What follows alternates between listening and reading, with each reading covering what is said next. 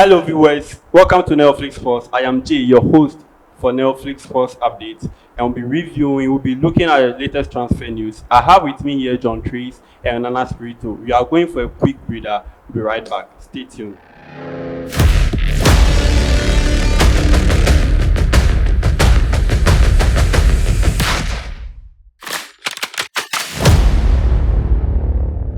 Welcome back.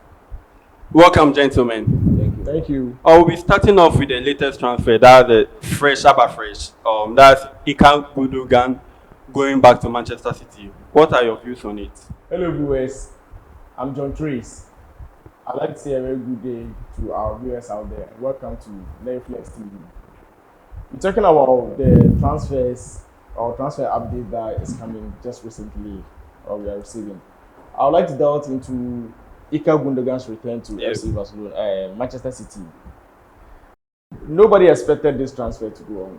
And one thing I always say is, I don't know what is wrong with the Spanish teams.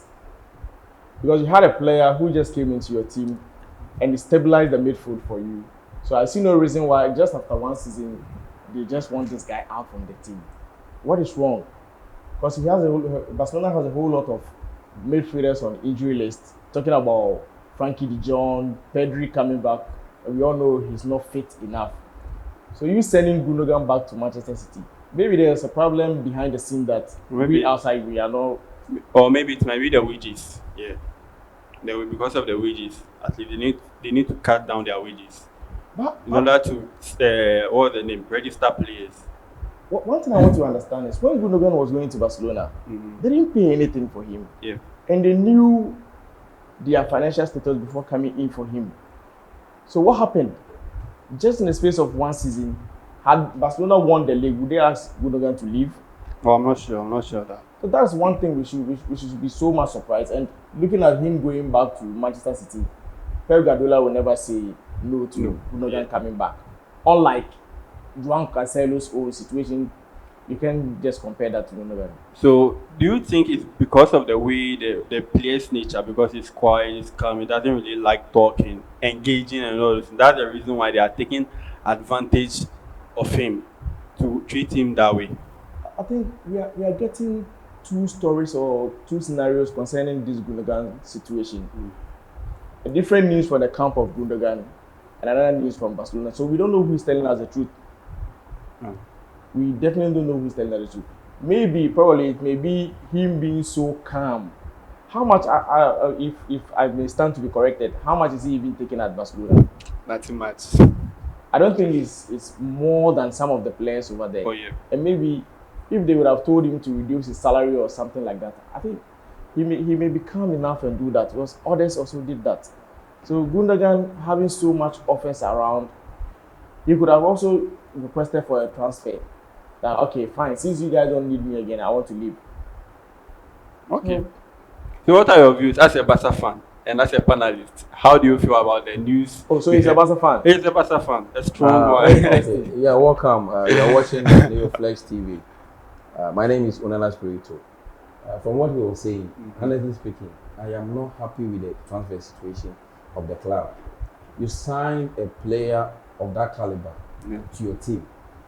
Despite his age, he was able to give you about 14 assists in all competition last season, with about 7 or 8 goals in addition. Played in all the matches. Played almost all the matches. Yeah. You understand? Barcelona midfield don't have such quality player in their midfield at the moment without experience. The only player I can say that will come close, a little closer, not much closer, is Frankie de Jong, who's also sidelined for a lot of time. Yeah. I don't know what the problem is, but I believe for financial reasons, that's why they did that. In regards to technical aspect, they got it wrong. You can't let such player go without any reinforcement. Now, you've brought in Dani Olmo, a very good player. He cannot play at the center of the midfield. He's more of an attack. More of an attacking midfielder or a wide player. Yeah. Or let's say a natural number 9. He can play at the center forward as well. But letting such player go is very bad. I'm not happy with the current situation of the club. Then you came in and then you made us know say the club is going financial struggle despite the struggles of the previous board. And today you have this player on board. You buy players on free, you didn't pay anything. I know say when they sign contract, you offer them some amount of money, really signing bonuses. How much do you pay? We don't know how much you pay to the player. That remains between the club and his agent at that period. Now the guy came in. It was our best midfielder last season. He played so well. Apart from Rafinha, who had better assist than him. I think it's because of the role Rafinha was deployed. He became an inverted midfielder. He was inverting to the central attacking areas. That's the reason why he had much more numbers. It doesn't necessarily mean that you have to let him go. Yeah. I saw this news boiling down from somewhere last week. I thought it was a joke. Yesterday it was getting momentum. Today, and the news is out there. He has signed for Manchester City. I don't know the direction of the club now. You can't rely on this boy. When we play against Valencia, you can see we lack some kind of experience in our midfield. Marc Asondo and then Marc Banyal cannot handle pressure. Valencia doesn't have a strong team. Honestly speaking, Valencia played with youngsters just like Barcelona. So you can't use Barcelona match against Valencia to ascertain that the team is going to do well in the future. You understand? We have Atletico Bilbao to play on Saturday. Who knows what is going to happen? We don't have a very solid team, a young team as well. So Gundogan leaving Barcelona to Manchester City, to me, is a bad news for us. We are only going to make Pep Guardiola's team very strong at the end of the day. You have Rodri, you have Kovacic, and you are coming to add Gundogan to it. And then speaking, the last I told you something, said Manchester City are the fourth record with. Yeah. They are definitely going to win the league this season. And then they adding Gundogan to their team. They brought him because Alvarez left. Yeah. Alvarez left. So he is going to replace Alvarez. He's a player who can play as number 6, number 8, number 10. He's versatile. Very good. Who can give you the goals. It's the last season, Manchester, looking at the kind of goals he was scoring. A vintage position, the ball will come to him and then he will do the damage. So, honestly speaking, this transfer, I'm not happy. So, we let that player go. We need to find a replacement for him. Okay, still on Barcelona. Okay. Real Betis has signed your player, Victor Roque, on a loan deal, a season-long deal. Initially, it was a 2-year deal, but this time around it was 2 years. Yeah, it's 2 not years. 2, it's 1 year deal. It was 2 years, so Yeah. 2 years and 10 million. After the third season, he will be paid 10 million. Let me ask you something. If you are a team owner, Yeah. will you sign such a player for 2 years loan deal? Oh yeah, But there be transfers done like that. I'm asking if you're a club president or a sports director of a club, are you going to sign such a player on 2 years deal? No, you look at the player's profile, what that player will bring on board, and how he's not a bad you guy too. yeah. What I'm saying is, he's not coping with the environment. The Spanish environment, he's not coping with it. He's finding it difficult. You understand? Yeah. And this is one of the factors when you want to sign a player of his caliber. He hardly plays, and you want to give him the chance. You only sign the player on 1 season loan. Then that's where you can ascertain this player is a very good player or not. You don't sign a player and you pay 10 million euros a season. What if he comes and he doesn't get the playing time and he's on the bench? Will you be paying 10 million euros a season for such a player? Since he's Sporting come wise, to sporting wise, no. It doesn't make sense. Yeah, no. And the financial wise doesn't make sense. You are just Financial, losing money. no. But like he's coming to play for 2 seasons, and let's use Courtois for example. When he came, it was finding very difficult to adapt. Even though he played in what was the name Atletico Madrid before moving to Chelsea, he was finding difficult in terms of like how to link up play with the defenders in the rest, and he was being scored basa basa. But later on, he gelled into the team. So don't you think that same scenario could happen to Victor Roque? With Courtois one thing I can say about it will be the language barrier. Yeah. He hardly speak English and he hardly understand English. So as a keeper, you need to communicate with your players every point in time. You understand? When a player is free, you a keeper, you are the last man. You can see everywhere on the pitch. So you have to call players out. Mark this guy, this person is free. If you're able to communicate, you are never going to concede certain kind of goals. If you are shy and you don't talk, or try to do one time who doesn't talk much. You see, when he came to Real Madrid, he's doing so well with Real Madrid because of his long spell with Atletico Madrid. He's able to communicate in the Spanish language at least than when he was at Chelsea. You understand? So Victor Roque going to Real Betis, to me, Barcelona are not being fair to the guy. This guy was doing marvelous work with his club in Brazil. Then he went in as far as to bring his transfer to January. He was supposed to join the club on summer. He decided to bring his transfer to January. The player comes and then he's not getting the chance to play. It doesn't make sense. 18 years. You've already lost trust in the boy. You spend almost 60 million euros on such a player, and you have to find out why is he not playing so much. Could it be psychological? Could it be the environment? Yeah, I Could it be think it something will else? be psychological. Psychologically, as a team, you have a psychologist. Sit the boy down, find out what the problem is, what his grievances are. You let the person know what you care for the person. You let the player know you care for him very much. You will not bring the player on board, and after some months, he came in January, we are in the 8th month of the year, barely 1 year, and you want the guy to live on loan. How does he develop, become a better player? Do you think this boy going for loan with Rebetis is going to be a better player when he returns? No. You saw what happened at Ansu Fati. Yeah. He was quickly judged. He was doing so well, and then he began to start. His father didn't have exercise patience during that period. They need to run him up. You understand? So with the Rockies transfer from Brazil to Spain, Barcelona is a very bad move for Barcelona. They didn't try. We are not making the boy to enjoy his football career. Find out what the problem is. You don't ship him to another club. Think when he's going there, he's going to do a better job. Okay. So let me come to you. He says it's a bad move for Barcelona, but do you think it's a good move for Real Betis? I don't want to say much about this transfer, but I think Real Betis is turning into a feeder club for Barcelona. It's not the first time Barcelona are going in for a transfer and sending the player to Betis for a future investment. It has happened on 2, 3, 4 occasions. Yeah, they've been doing business a lot. So him going to Betis, I think Barcelona or the hierarchy of Barcelona believes that it is in the Laliga and he's definitely going to pick from where he left. The guy had offers from Portugal, but he decided not to go. Why? Well, he is also thinking that in the near future he's definitely going to play in the La Liga. So he has to be there, monitor Barcelona, and see whether when he comes back in the next season he'll be able to get into the first team. First of all, that chap moving from Brazil to Barcelona was a very wrong decision. So which What makes it the wrong decision? Yeah, it was a wrong decision because what I say? There were so Your club many. has been signing players. So which team do you think would have been I like think he should have moved to Portugal earlier.